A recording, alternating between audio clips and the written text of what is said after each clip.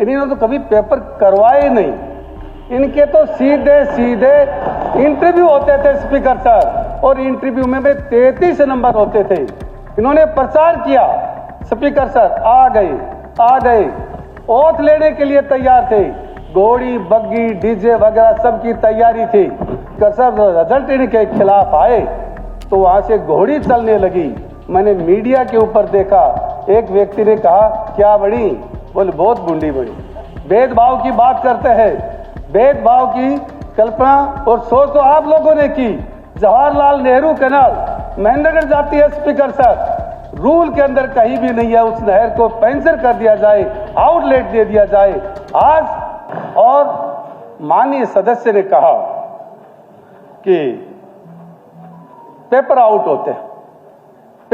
होते हैं, इन्होंने तो कभी पेपर करवाए नहीं।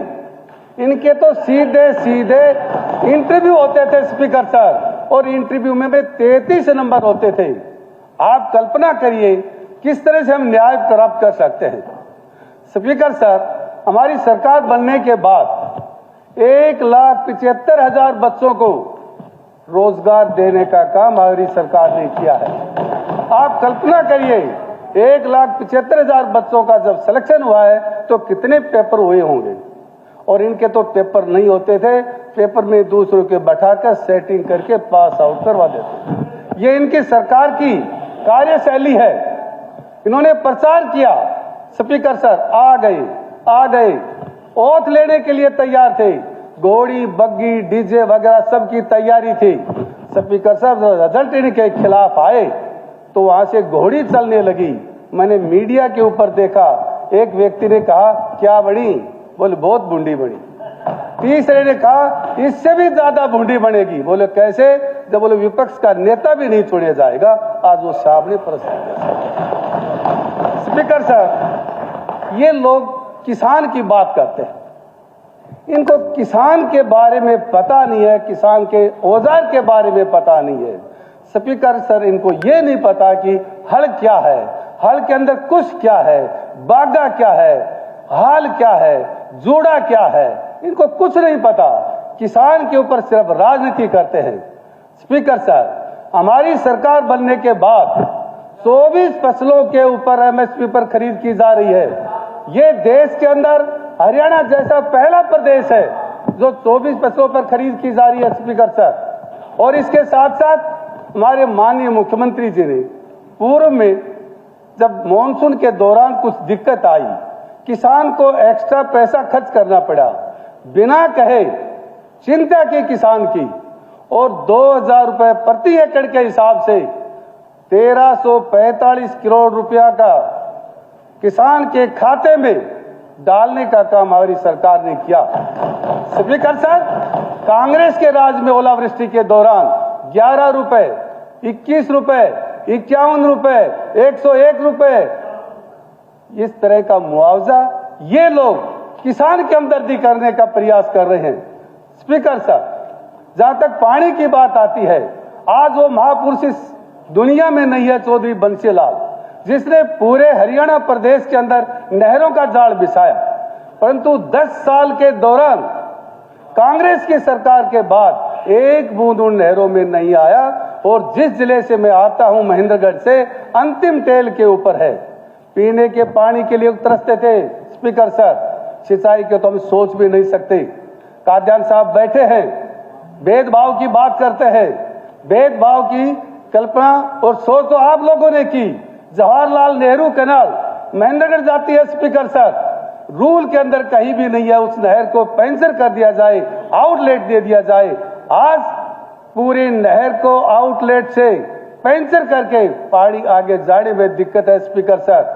और वहां किसान की हालत क्या है सर, किसान बाढ़ से, सेम से त्राही त्राही कर रहा है और हम सूखे से परेशान हैं। हमारी सरकार आने के बाद नांगल चौधरी से विधायक आदरणीय डॉक्टर हबीर सिंह ने इसी सदन में क्वेश्चन रखा था, और क्वेश्चन होने के बाद हमारी सरकार ने विचार किया, हमारी सरकार ने आगे काम बढ़ाया और इस नहर पर 143 करोड़ रुपए लगा उस नहर का मॉडर्नाइजेशन करके सभी मोटरों को, पंपों को नया करने का काम किया। स्पीकर सर, आज हालात ऐसी हैं बरसात के दौरान 100 दिन लबालब नहर अंतिम टेल के ऊपर बहरोड तक पानी जा रहा है और उस बरसात के दौरान नदी में, नाले में, झोड़ में, बावड़ी में बड़े बड़े पौंड बनाकर किसान को पानी देने का काम, पानी को रिचार्ज करने का काम किया। स्पीकर सर, कांग्रेस के टाइम में हमारे जिले के अंदर 30 से 40% जमीन पर खेती होती थी, आज 100% पर खेती हो रही है। स्पीकर सर, ये भारतीय जनता पार्टी की हमारी सरकार का एक कमाल है। सर, इसके आगे डॉक्टर साहब ने और भी बहुत सारी बातें कही। उन्होंने कहा कि युवा रोजगार के लिए तरस रहा है।